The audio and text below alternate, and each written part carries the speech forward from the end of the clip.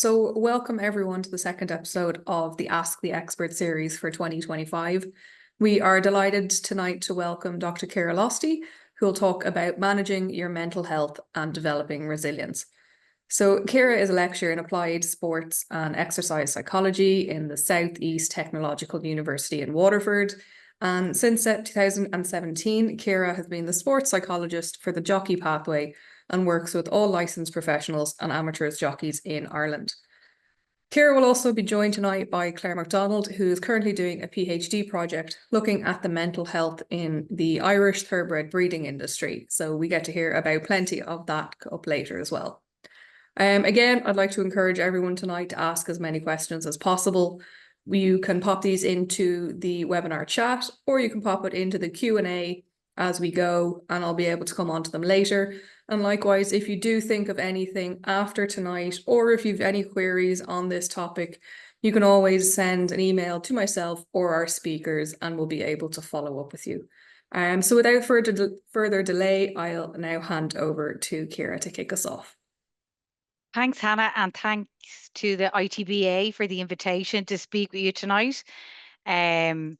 Just to kind of give you the overarching aims of the workshop, to make, I suppose, each of you aware of developing and managing your own wellness is kind of one of the key outcomes from tonight. So I hope you get some really practical take-home applications from what we'll discuss.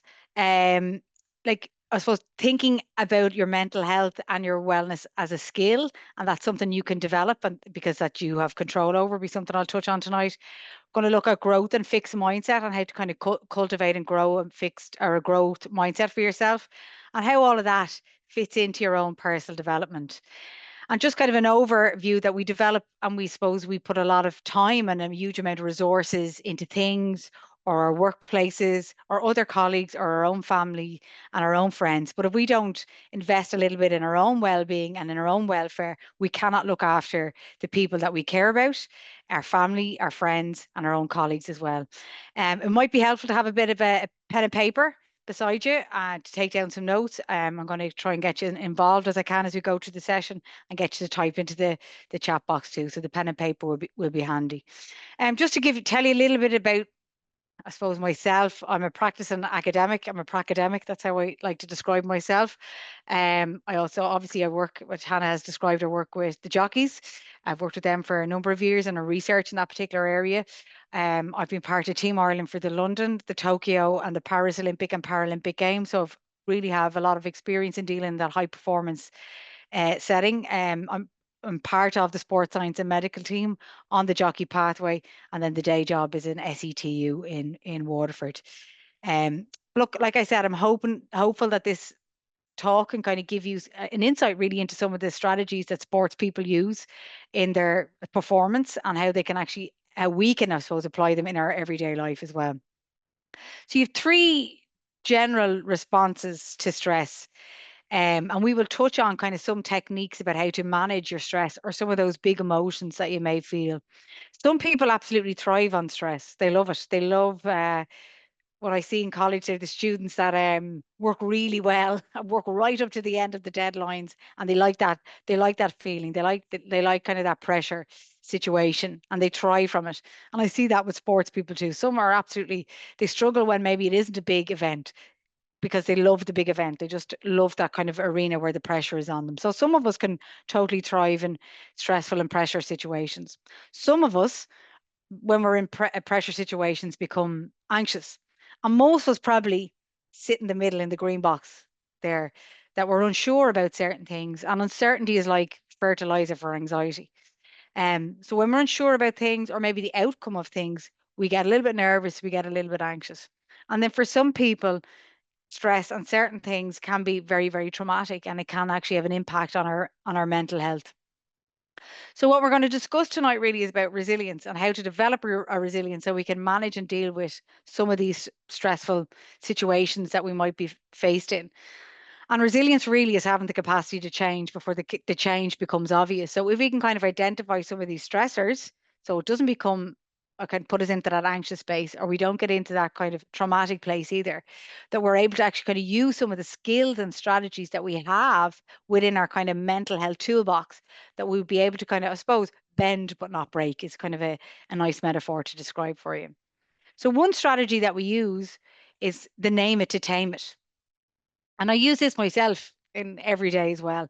So it's a technique that really involves noticing and label emotions as they're happening. So it really isn't about kind of describing something as bad or good or negative or positive. If you actually can identify an intense emotion, so you name that particular emotion. So I am feeling anxious. I am feeling nervous. I am feeling overwhelmed.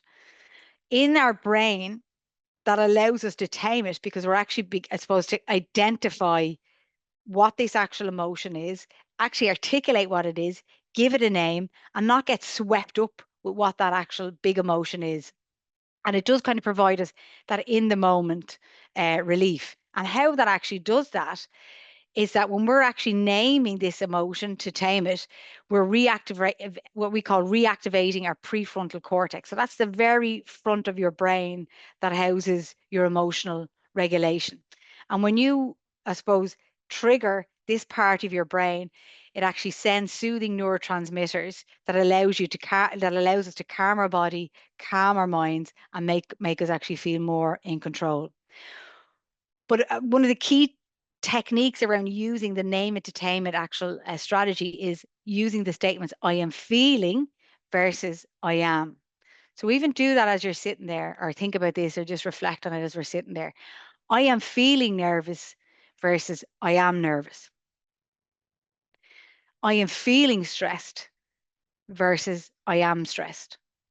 So when we name it and we use the kind of the key word there is I am feeling nervous, we also acknowledge that feelings are temporary and feelings can change.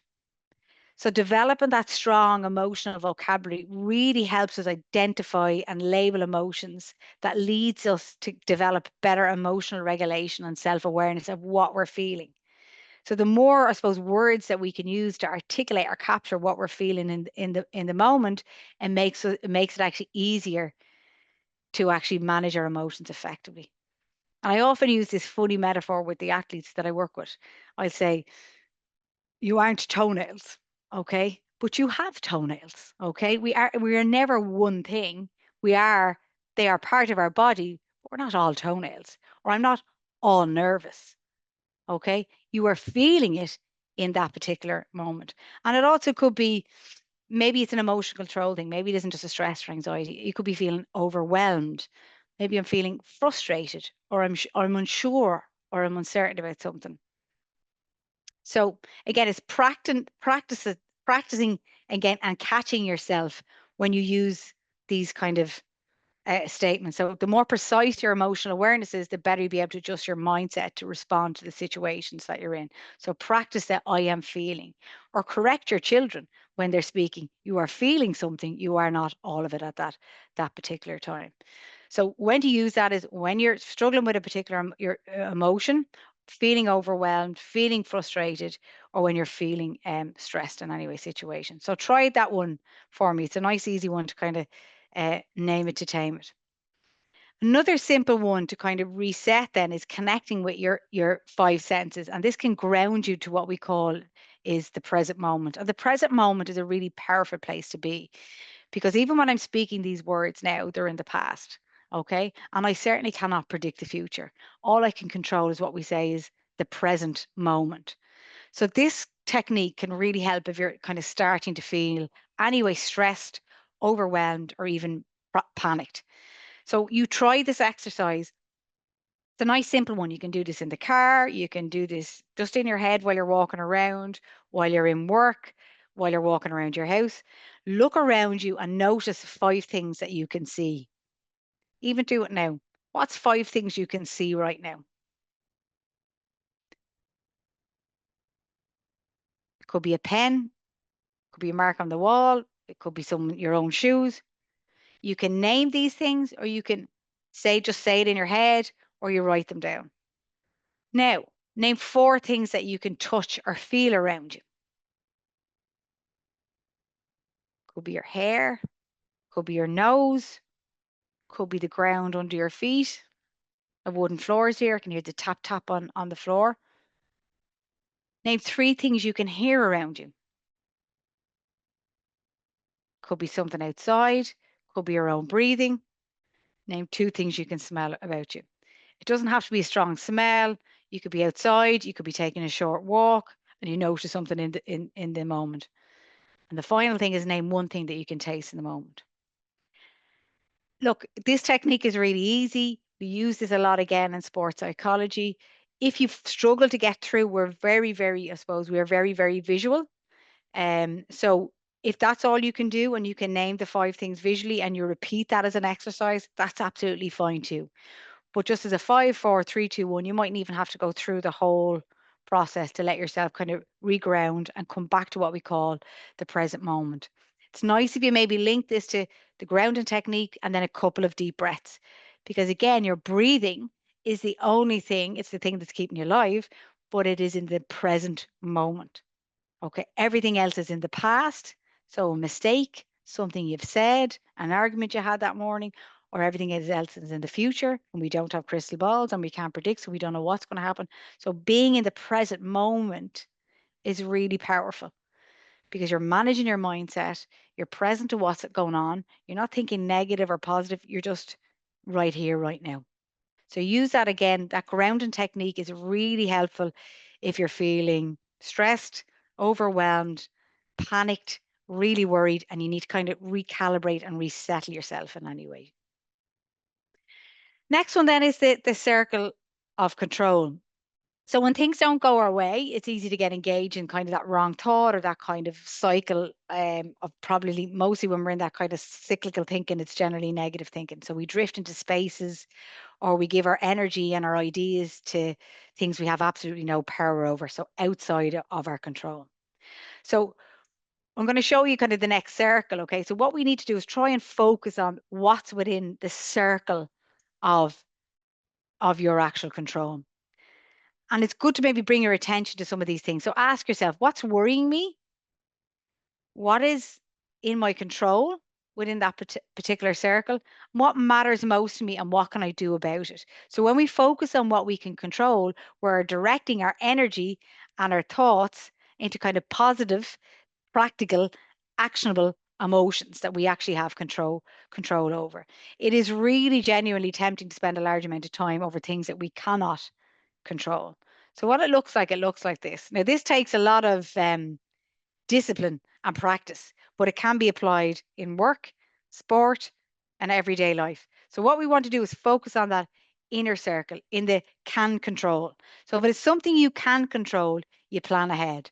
And ultimately, what we can control is a cup of tea, our thinking, our emotions, and our actions. Okay, cup of tea. Think of that as a little analogy of it. Your thinking, your emotions, and your actions. And everything else is probably in the can't control space. Cannot control my work colleagues, cannot control people, my friends, my family, my partner, whatever it is. Okay. So just actually, I suppose, putting these things into certain spaces is important for you to actually direct your energy on the right things at the right times. So consider the skills that you use to cope with the challenges that you're going to face. So something you cannot control, you've got to work on managing your emotions and how you respond to that person or how you respond in that particular situation. So again, we're trying not to give our power away to factors that we cannot control and focusing your energy on things that you can control, which is your thinking, your emotions, and your actions. What's in the kind of influence space probably is, I suppose, the energy we give. I'll probably put horses in there. We can influence them, cannot control them all the time, but they will definitely pick up on our energy, the way we treat them, the way we're around them. Can't influence other, we can't control other people, but we can kind of influence them. So if you were a player on a team, I'd be like, well, how coachable are you? What energy you bring into actual training? You know, how are you influencing the people in the dressing room, in the weigh room? What are you bringing? Okay. So just a simple thing to kind of reset again.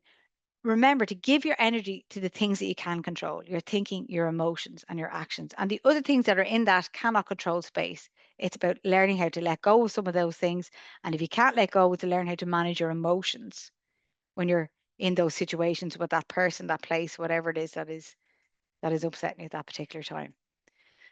The self-care piece, okay, so this is probably a hard sell to people in your industry, but taking time out for self-care kind of may feel counterproductive at first, but it actually really boosts productivity in the long run.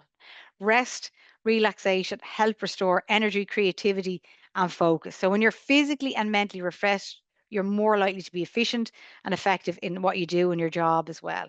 But it also fosters long-term well-being. So you're less likely to burn out and have a longer career and longer uh, longevity in what you're doing. So by consistently practicing self-care, you'll help build resilience, prevent mental and physical health problems, and just improve your overall sense and your quality of life and those things. Now, I would genuinely say that most of us think more about the battery in our phone and how we're going to recharge our phone than we do about how we're actually going to recharge ourselves. Okay, but setting time aside to engage in some kind of activity to enjoy that actually recharge you. So it doesn't have to be sedentary activity. Sometimes active activities recharge us as well. You create a good sense of kind of balance and contentment and just overall happiness as well. So again, taking care of yourself isn't selfish, it's necessary for sustaining overall well-being in your career and in your life. So I'm going to ask you to do is, can you name 5 things that you could do every day that kind of recharges you in some way? So it isn't about kind of the self-care piece, isn't all saving up all these things that I'm going to do on a Sunday, or in 3 weeks' time, I'm going to do the self-care piece. What little things can you do every day that maybe are free, they're long, they're short, they're indoor, they're outdoor, together, alone, needs equipment, doesn't need equipment, anything that recharges you, kind of boosts your boost box that you can do every day? And I invite you to put it in the chat box if you want to share something. Can you name 5 activities? Can anyone get to 5 activities or 5 things that they do every day that boost themselves?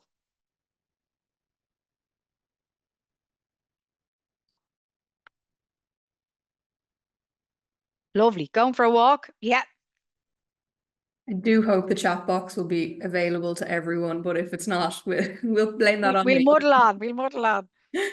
I can see it there, so I'm hoping it's there. Simple things that you could do.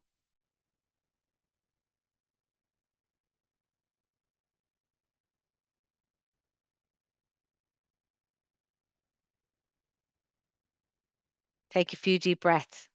Lovely. Yeah. Just to reset, just to recalibrate. Playing with the dogs. Oh, we've a lot of dog people. A lot of dog people. Yeah, you're getting out of your own head. You're probably, animals are the most in the present moment, aren't they? Totally present, just happy and content with what you're offering them there. Yeah, just really, really simple. I'm gonna put coffee in there. Just taking a bit of time out, having your coffee, having a conversation. Actually, I like alone coffees too. I'm not gonna lie. Yeah, breathing exercises, couple of deep breaths. I'm liking all the breathing. We're all very good that way. I need to practice what I preach a little bit more sometimes, I think. Nothing else anyone else does. And if you can't name, if you're not getting to 5, I know this is a bit of an artificial situation being a webinar chatting to me about this kind of stuff. If you can't name 5, I'm going to set you like a little homework. It'd be to try and, when you're off the webinar, what could you do? What are 5 things you can do every day just to reboost and recharge you? If you're not getting there or you can't get there in your own mind tonight, what 5 things could you do? So just set yourself a little challenge to name it over the next 24 hours. Can you identify those things? Um, Lovely. Thanks everybody for contributing there. So what we sometimes think makes us productive versus what actually is productive. So taking care consistently of the activity of daily living is so important. You may be drawn to do, particularly in this industry, because it's such a, I suppose, you may live where you work.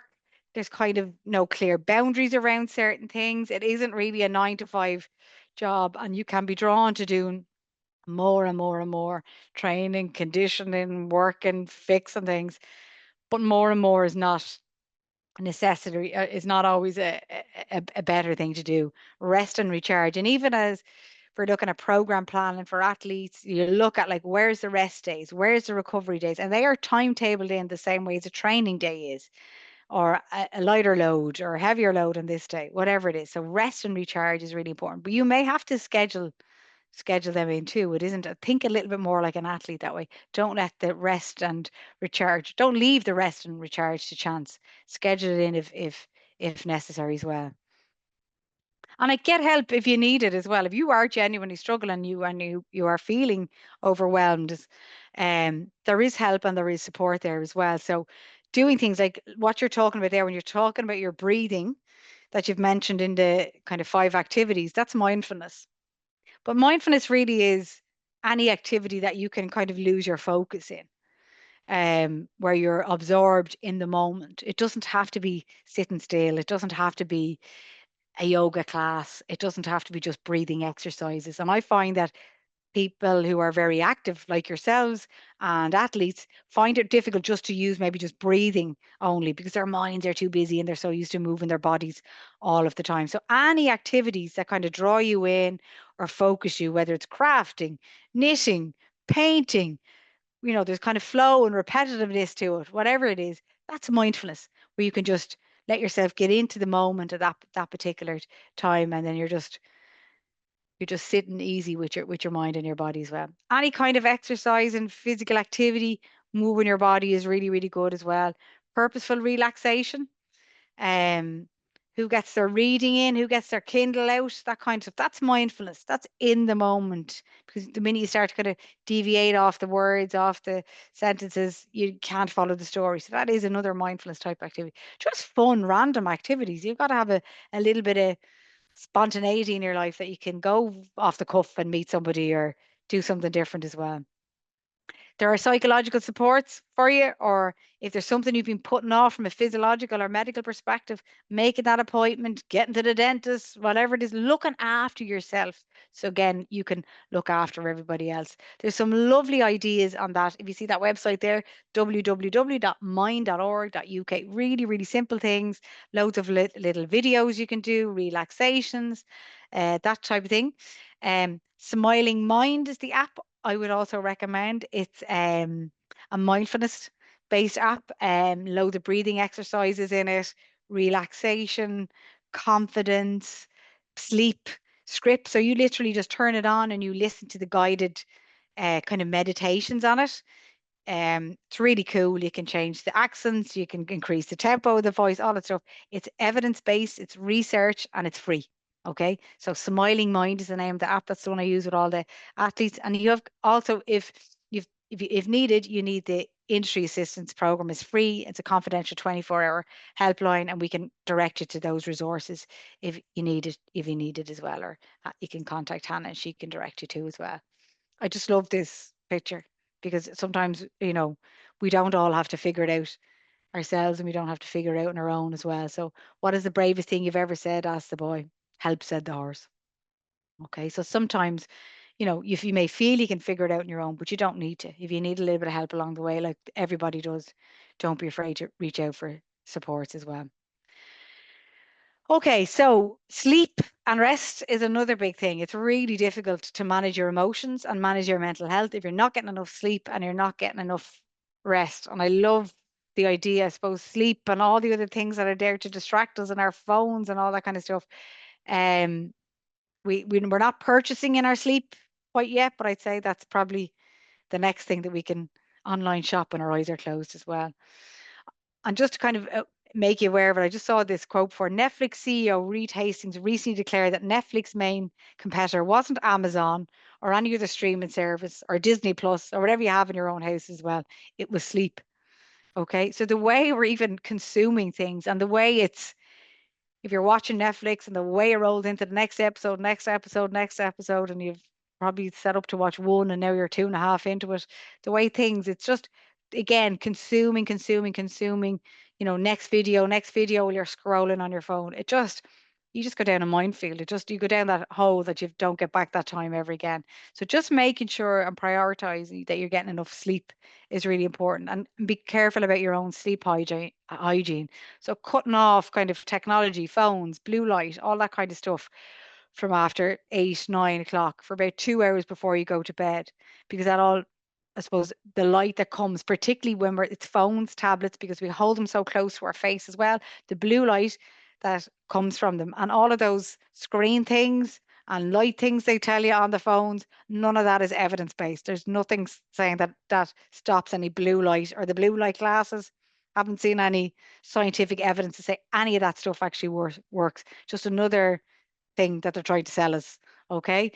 So the blue light from your phones, your tablets, things that you hold close to your face. Hopefully you're not sitting on top of the telly, or like when you were a kid in my day, these tend to get square eyes. So the TV is further away and it doesn't emit the same type of light either. So it's not as kind of, it doesn't impact our melatonin, which is our sleep hormone. Okay. So we will lose about 25% of our melatonin, or sleep hormone, from blue light. Okay. So just be careful about your own sleep hygiene, that you're actually setting yourself up for success when you're going to actually go to bed and go to sleep as well. Other things kind of to think about: your own mentors and your own support team. Like I'm responsible for my own feelings and actions, but not anybody else's. So setting up, who is your own support team? Who are the people that you go to? Can you get to your 5 people on your hand? Who's your 5 people that you need mentors or support system? Or can you name people, like nearly like a board of directors, that would be 3 to 5 people that you can guide you on decisions, on your career, on life, that are just kind of your go-to people, your cheerleaders who will support you, and that you know that you can speak to them. um be your real self, be your real authentic self as well. So again, it's really important to make sure that we're not isolating ourselves, and we're in kind of, I suppose, roles where maybe, because it is so consuming, that it can be easy to become, I suppose, overly isolated and not connected to maybe building other communities or other connections to maybe in our own your own, even geographically where you live. So working on building at least 3 communities of friends inside work and outside of work as well. And that's something I see, I suppose, someone whose objective to the horse racing industry is, it's quite insular that way. Okay. It's building communities outside of work is really, really powerful. So making sure that you're setting up your own support team with people who are inside of work, but also outside of work, and developing your identity, have multiple identities, is really, really healthy to maintain your own mental health as well. So, like I said, you're kind of the driver of the bus. You're the one, or the person, who is responsible for your own managing your own thinking and your thoughts as well.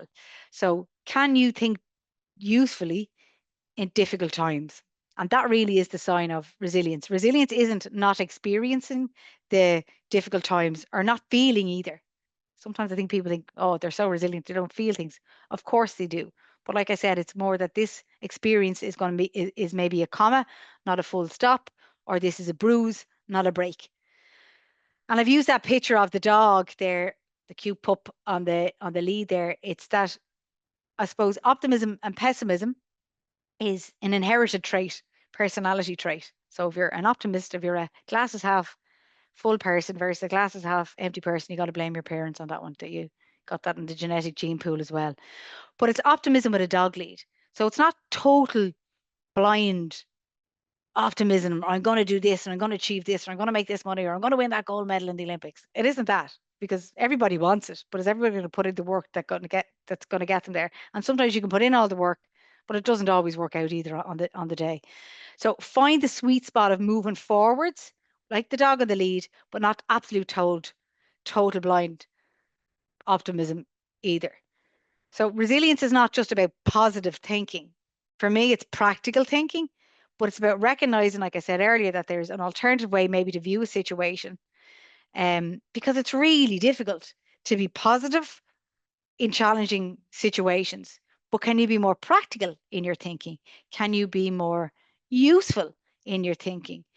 And sometimes we have to be a little bit more, like I said earlier, being vulnerable by asking for help and getting the support so that you can work through those challenging situations. So for me, it's practical psychology, not positive psychology. But the more practical you are in your thinking and your thoughts, the more positive you will be as well.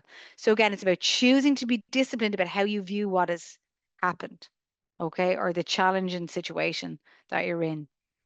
Also, our minds are very, very busy and chaotic. There's an awful lot of chatter, chatter, chatter, chatter, a lot of what we call internal dialogue, mind chatter, I've seen it called today. And again, that chatter, when we're in that kind of space, is a little bit snowballing, can be ruminating, and can be overly negative sometimes. And it's also acknowledging that, again, sometimes you won't be able to stop the negative thinking or thoughts, but it's been comfortable that those thoughts can be there. They're on the bus, but they're down the back of the bus. They're not driving the bus. So the practical positive thoughts are at the front of the bus. So it's not that you don't have to have negative thoughts. They can be there, but you don't have to follow them. You don't have to give them all of your energy, and you don't have to give them your attention. And that's why practicing that mindfulness, or why people do yoga, things like that, they acknowledge the thoughts coming through when they're doing something, but they don't follow it. So practicing mindfulness, breathing is all kind of, I suppose, a mental muscle way, even though your brain isn't a muscle, but that again, the analogy of it, the more you practice that, you get used to kind of directing your attention and your thoughts on the things that need your attention and thought at that moment, a moment in time. Remember, you always have a choice in how you think and feel. So I use it, or I say with the athletes, or the jockeys, it's not that you've lost your attention. You've given it to something else, but we give it to something else, we can take it back then. Okay. So we have a choice in where we're directing our attention and our focus. Another little simple exercise to kind of build resilience is how it works is, to focus on gratitude. It helps shift attention from stress or the negative rumination, that overthinking, to positive experiences, fostering a mindset of appreciation. So some people like to do this at the start or at the end of their day, but listing out 3 things you're grateful for that day, at the start of the day or at the end of the day. And these can be related to your work, your sport, your training, your life, your family, your friends. So reflect on the positive aspects of your journey, whether it's an opportunity to work, the support you have, your recent progress, what you've made personally, professional.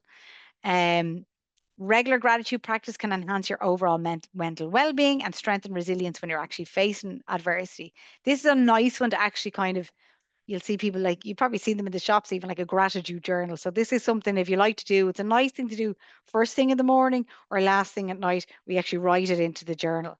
So again, when to use this tool during times of maybe stress, disappointment, or frustration to help counteract negative thought patterns or negative thinking.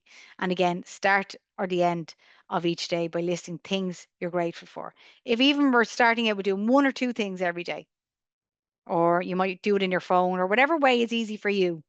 I'm old fashioned. I like pens and paper, and I like nice books and stuff like that. So just a simple one, but it's like your gratitude nearly bank account for you to kind of collect those things. And remember, it's okay not to be okay, but it doesn't have to stay that way. So that piece is really important. So I often see the tagline, it's okay not to be okay. And I'm like, shouting at the screen going, but it doesn't have to stay that way.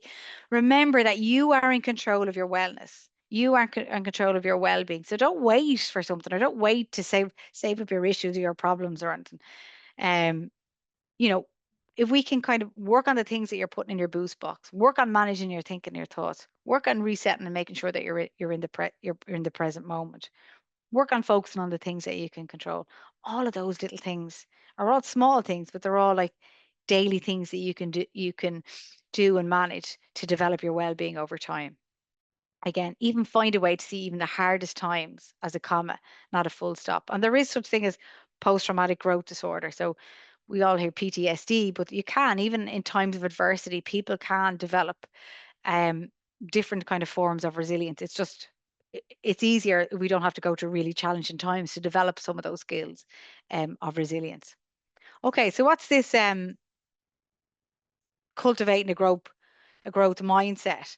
So growth mindset is that where people believe that their most basic abilities can be developed through dedication and hard work. Um, you know, smarts and talent are just the starting point. The love of learning and developing your own resilience over time is essential for great accomplishment. And what does that actually look like? So we switch and move between what we call a fixed mindset and a growth mindset. So this is something that's kind of it's been developed from education psychology literature. So we have developed, even from a very, very young age, kind of, I suppose, assumptions about our strengths and our weaknesses. So I might even say to you, we probably all had to play the old Fat Oak Stone, the old whistle or something in school, or the recorder at some stage in primary school. And you probably all of a sudden like, I'm fantastic at this. I loved playing the whistle. Or others like, Jesus, Ciara, don't be asking me to play the whistle or the recorder. I'm really bad at music. Okay. If you haven't even asked to pick up the whistle and play Twinkle, Twinkle, Little Star, you're already making an assumption of whether you'd be good or bad at it. So we switch between fixed and growth mindset based on the challenge that we're facing at that particular time. Okay. So it isn't that you're always fixed or you're always in the growth mindset.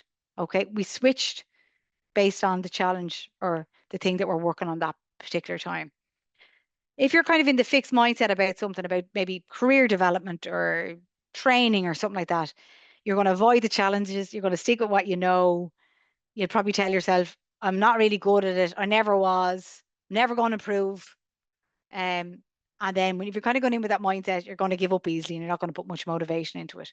Whereas you're like, okay, maybe I want to take that course, I want to try something else, or I want to get my lorry license. I'm going to see it as an opportunity. I'm going to get the feedback. I know a friend that's done it.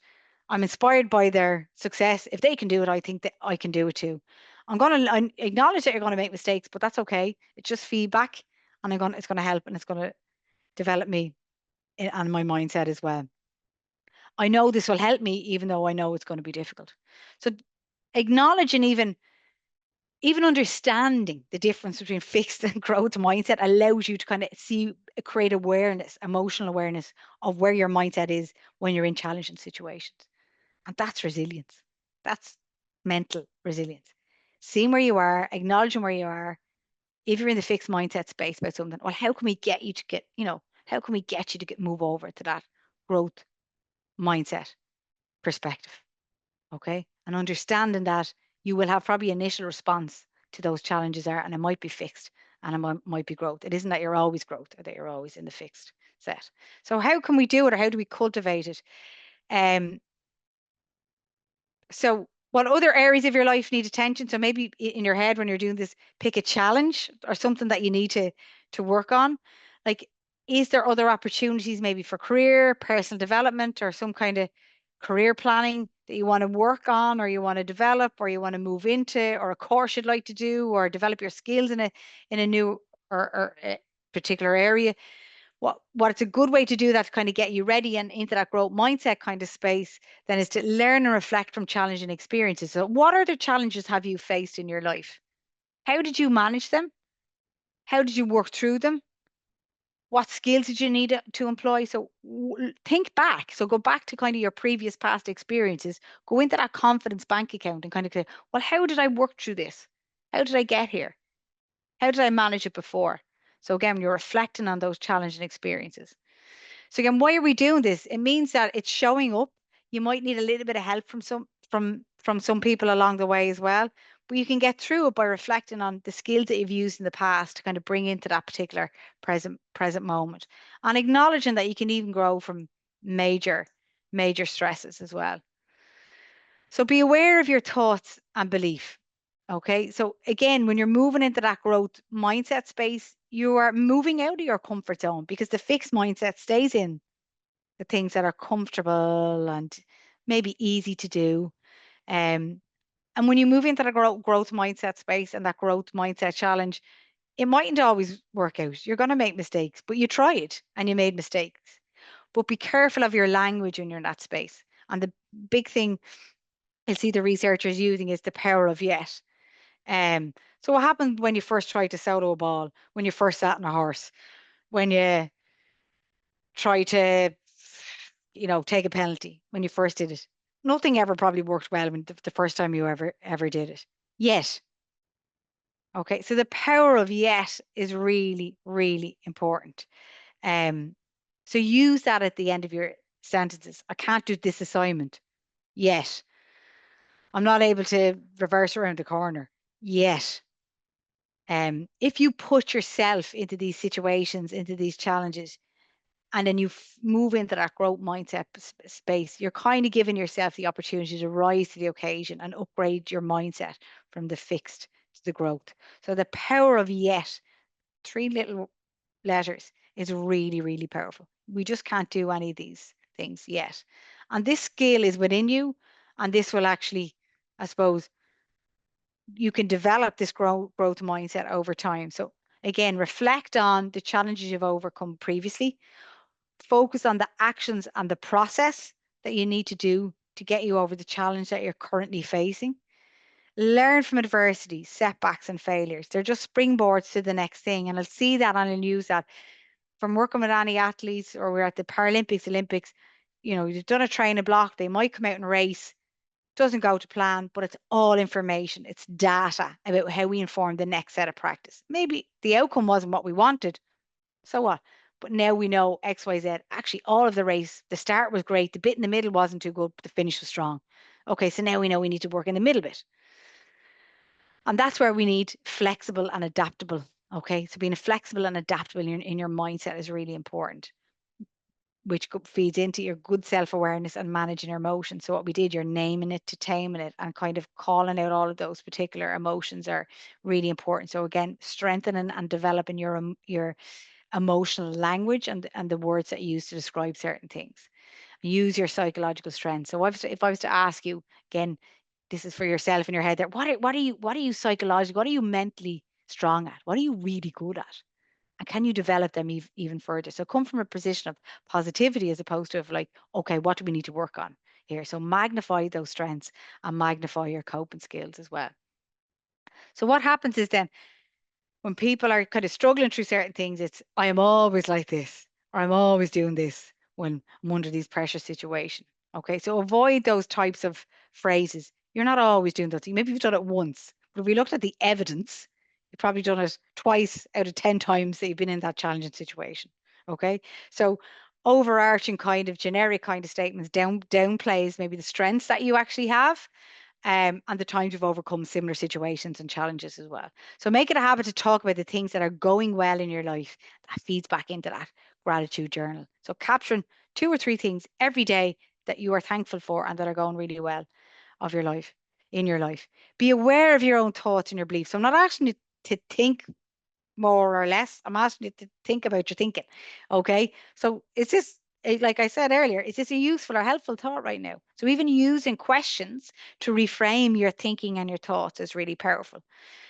So if you feel that you're kind of going down that thinking trap, or that I'd often say you're looking into the hole, are you going to get into the hole? You've got a choice. You've got a choice. Is this a useful or helpful thought right here, right now? And like, generally, if we're asking ourselves that question, it isn't a useful or helpful thought, but it allows you to reflect. It allows you to kind of take that step back and direct your attention, your thoughts, your energy on the right thing at the right time. And it mightn't even be super negative. It could be just thinking about the 20 jobs that you need to do later. But at this moment in time, you need to be tacking up this horse. You need to be totally in the present moment. You need to be focused on what you're doing. Okay. That's all it is. So again, the other kind of thing is maybe put yourself into challenging situations. So to make sure that you are kind of upgrading your mindset and you're upgrading yourself with the challenges, that we do become stale and we do get very comfortable in the comfort zone. Okay. So when we move into challenging situations, it's an opportunity to upgrade our own mindset as well. But home is a safe place to try different things in your work, surrounded by people that care enough about you, who would certainly give you the feedback. But again, start small. It doesn't have to be big things or big challenges, and then you will work up to those particular things again. Okay, brain isn't a muscle, but it does get stronger with more exercise and more practice. So the more you do these things, like there's a good reason why many people compare the brain to a muscle. In both cases, the use it or lose it principle applies. When you try these things and when you practice new things, part of your brain actually changes and it gets larger, just like muscles. And this is even true for adults. It's probably when we see kids doing certain things, it's easier for them to pick up things, but it's probably that they're less self-aware. They just throw themselves into it and don't really care what everybody else thinks. So it isn't true that some people just can't learn or just can't do things. You can improve your abilities as long as you you use practice, and you use good mental strategy. So the formula for growing your own brain, I suppose, that neuroplasticity is effort and good strategies and help from others as well. We all need a little bit of help. We'll help all those new neurons grow to kind of get us into that growth mindset space as well. Again, that flexible mindset will keep coming up again and again. And that's what I see. The ones who are the athletes who are at their really, really top, they're flexible and they're adaptable to change. And they can change right at the very end. You're sitting on the bus, you're going into the Olympic Stadium, and now the race is delayed by 45 minutes because something happened. What are we going to do? Can I control it? Absolutely not. Can I cope? Absolutely. Okay. So being flexible and adaptable to change is really important. Change is a process. Some days it's easy. Some days a bit of a struggle, but is a struggle, but you just got to keep showing up. And I love that statement. It's not the strongest of the species that survive, nor the most intelligent, but the one that's most responsive to change and the demand that's going on around them. So that really is that competitive adaptation piece as well. So we struggle when things are enforced on us, or when we're told not to do things or do things, or when things don't go the way we feel they should go the way. So that's a narrative I hear from athletes. Oh, I felt I should have got this, or I should have been on the pitch. And like, can I control it? But can you cope with it? Absolutely, yeah. So you've got to practice being more mentally flexible. So just a little challenge for yourself then. Every day for a week, do one thing you wouldn't normally ever do. Okay. And then the opposite then is don't do something you usually would. And this can be something really, really simple. We are not the unique snowflakes probably we all think we are. We are total creatures of habits. We drive home the same way. We probably eat 4 of the 5 lunches, the same breakfast, the same stuff, and just rotate them over and over again. So don't do one thing or eat one thing or drink one thing or try one thing that you never haven't done before, and don't do something that you usually do. So just switch it up. Just practice being a little bit more mentally flexible in your everyday life. Will help you develop resilience and make you a little bit more adaptable to change as well. So that change is inevitable, but what you learn from it is optional. So what does it look like? So what I've kind of gone through tonight is to give you some kind of little kind of tools in your growth mindset toolbox. What are the things that helps that you can put into this toolbox? And like some of these skills and strategies, you won't need to use all of these all of the time, but it's knowing that they're there and taking the right tools out of the toolbox can be really, really useful. So like adapting to change, laughing at small frustrations. Make sure you're picking your battles internally and externally. You don't have to battle everything. Pick and choose your battles. Not everything needs to be a battle. Not everything needs to be an argument. And sometimes you just got to roll with certain things or certain people because they'll just take too much of your energy as well. Ask more questions. Count your friends, your teammates, your colleagues. Like yourself. Focus on the inner bit of the circle. Control the controllables. Give it a go. Like step it up. Get into that, learning zone space. Give something different. Give something that you've been thinking about, maybe. Give it a go. Reach out for additional support. You don't have to figure it all out yourself. Use that positive, practical self-talk. Reset those goals. Okay? They're not set in stone. We reset certain things. They're also flexible and adaptable. Talk to your colleagues. Use the people who are your mentors, who is in that support ecosystem for yourself. Again, what we're trying to do is developing that mindset, and that resilient mindset is ongoing. Like I said earlier, we can switch between mindsets, and there are always new challenges that we're going to face in our work, in our life, and we never know what we're going to come up against. For sports people, it could be injuries, it could be illness, it could be loss. So whenever we find something hard and feel like giving up, it's about maybe digging a little bit deeper, keep showing up. It will not be perfect. The principle of good enough will be absolutely fine. But what we're trying to do is bounce. Again, like I said, bend, not break, fail, and fail forward. What it looks like, the language is really important. There's a big difference between failing and being a failure. Failing is temporary. It's a setback. It's a little bit of a disappointment, but it shows you're stepping out of that comfort zone. You're stretching your limits. You're putting yourself in that new space, in that new place. It's part of the developing your mindset and your resilient mindset as well. But it's a genuine opportunity for growth, to learn, to reflect, to develop yourself professionally and personally as well. Being a failure or calling or labeling yourself as a failure is permanent. It's a mindset. It's kind of an end. It's like the full stop piece. Shows you've given up and you're turning your back on learning and growth. So maybe you've failed, but you're not a failure.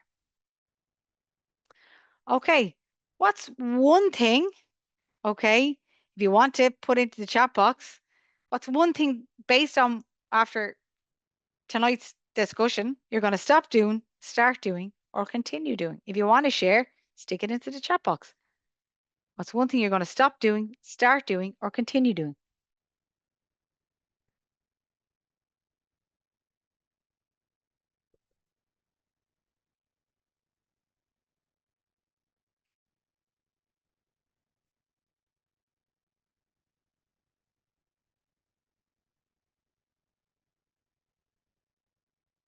Oh, lovely. Start using the word yet. That's powerful. Yeah. Punctuating the sentence. Just can't do it. Yes. Lovely. Worry less about uncontrollables. Yeah. So ask yourself, is this something I can control or is this something I cannot control? Use that as your little reset question.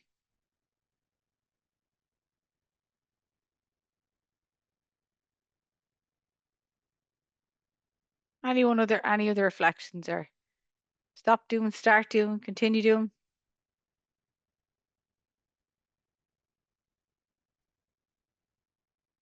Oh, gratitude. Nice. Yeah. Something really simple. A minute. That's all it's going to take. Just maybe pick or suss out the end of the day or the start of the day, what suits you and kind of suits where your head is at that particular time.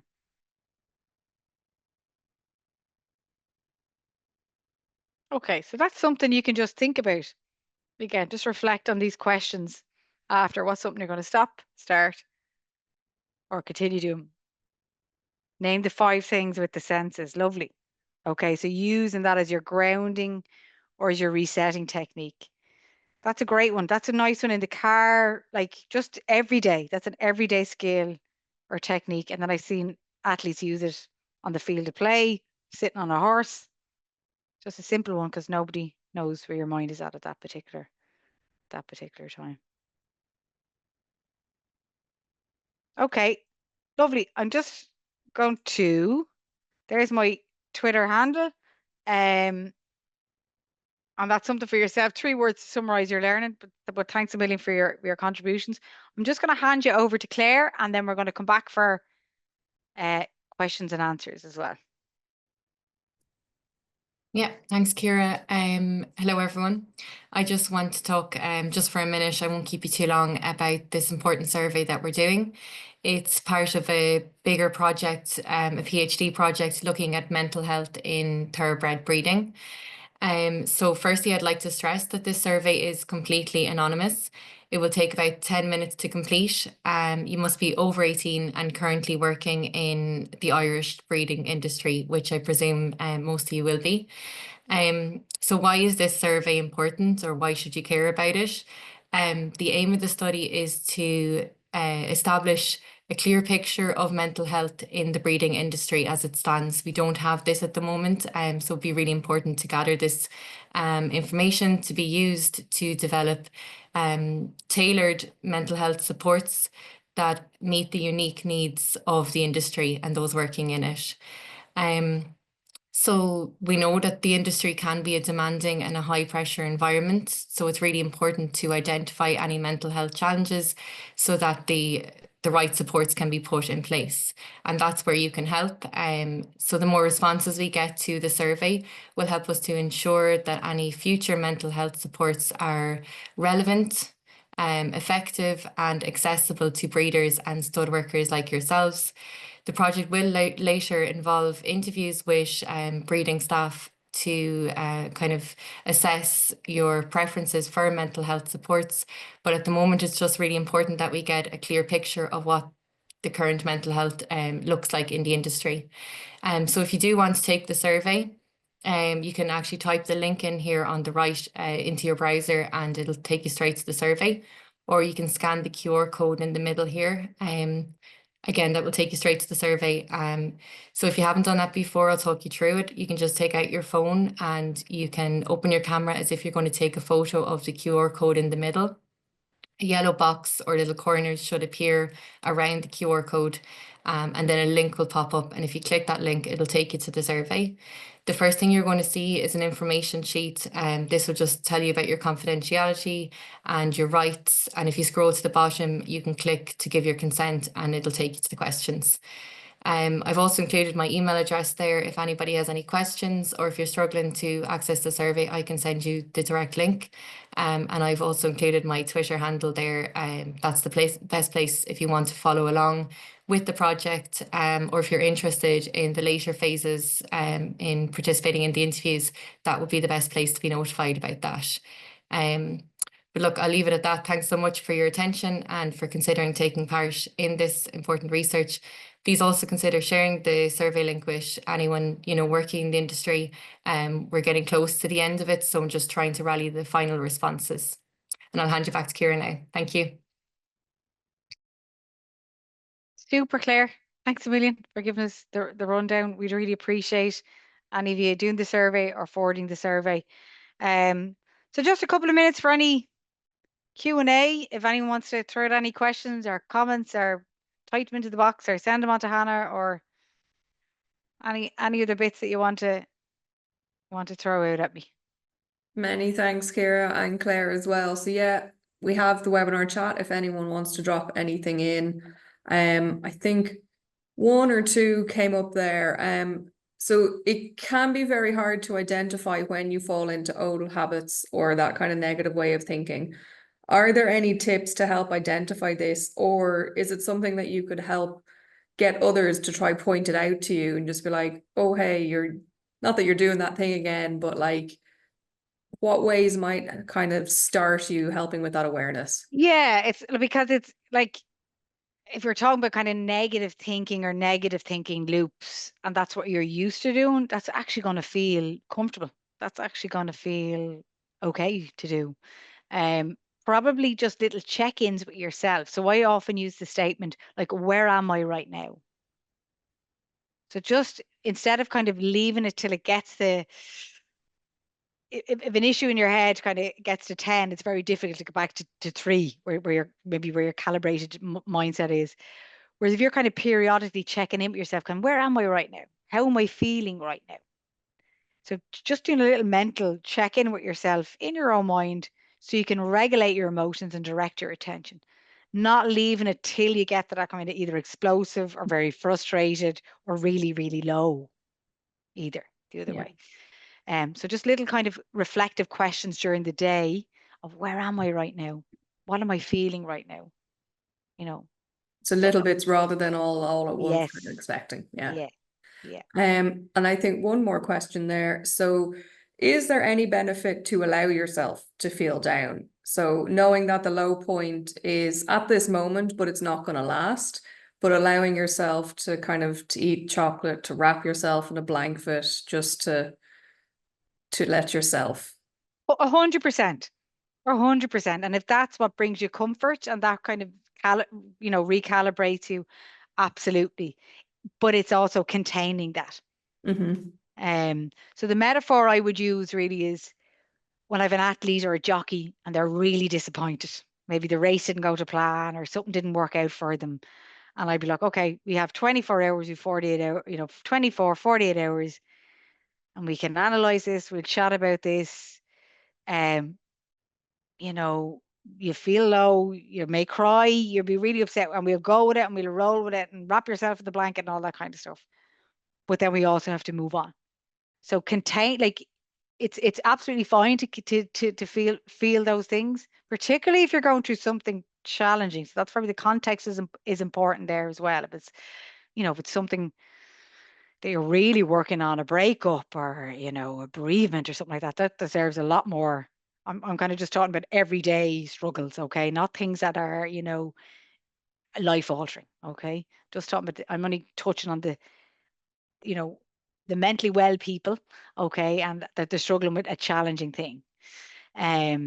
But containment, if you are in that mentally well space, like it's okay to, yeah, we have that time to analyze, to mourn, but we contain it and we move on to.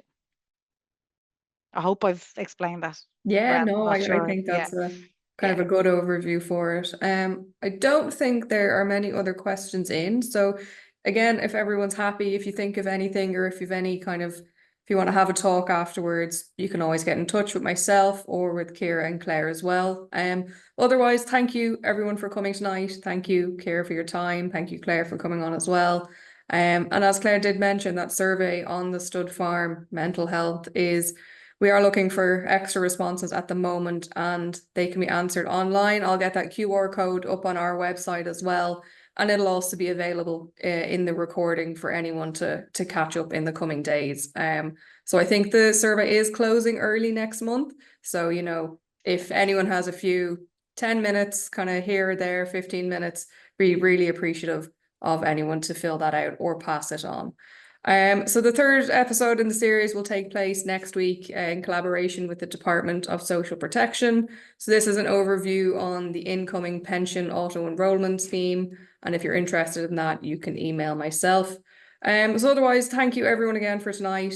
I hope to see you at the next event. And thank you again to Ciara and Claire for your time. Thanks, guys. Thanks a million.